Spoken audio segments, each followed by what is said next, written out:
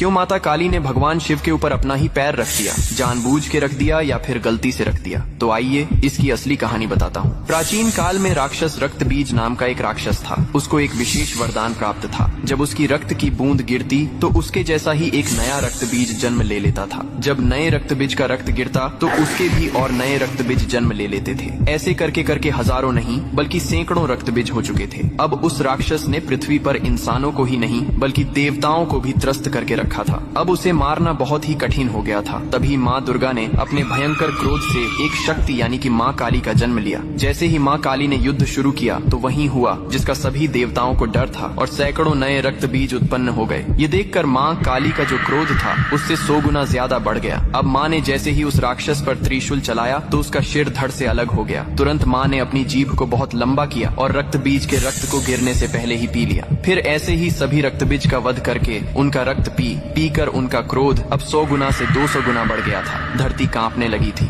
समुद्र मथने लगे थे, देवता भयभीत होकर इधर उधर भागने लगे थे। तब देवताओं ने भगवान शिव से प्रार्थना की, हे महादेव, आप ही माता काली के संताप को शांत कर सकते हैं। शिव ने देवताओं की पुकार सुनी और माँ काली के सामने युद्ध भूमि में पहुंच गए। लेकिन माँ अपने तांडव में इतनी लीन थीं कि उन्होंने शिव को भी नहीं देखा। तभी भगवान शिव ने स्वयं माता के चरणों में लेट गए। जैसे ही माँ काली का पैर अनजाने में शिव के सीने पर पड़ा, तुरंत उनका क्रोध शांत हो गया। उन्होंने नीचे देखा तो अपने प्रिय पति शिव थे। यह देखकर उनकी जीभ शर्मिंदगी से बाहर निकल आई। इसके बाद शिव ने मुस्कुराते हुए कहा, हे माँ, तुम्हारा यह रूप सृष्टि के संतुलन के लिए था, लेकिन यह रूप अब धरती पर बहुत धाम धूम से पूजा जाएगा। यही कारण है कि तस्वीर में